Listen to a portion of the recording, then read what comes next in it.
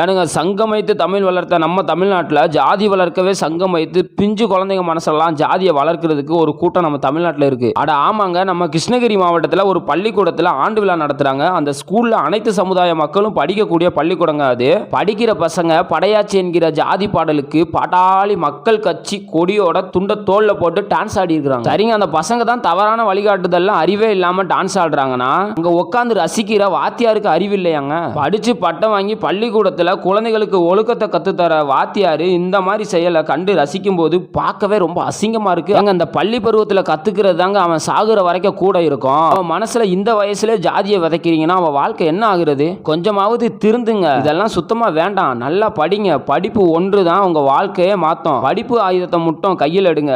ஜாதி ஆயுதம் வேண்டாம். கட்சி நடத்துறவங்க கோடி கோடியா சம்பாதிக்கிறாங்க. கட்சி தொண்டர்களா இருக்கிற நீங்க தான் இந்த மாதிரி தெருக்கோடியில நடனமாடி நாசமா போறீங்க.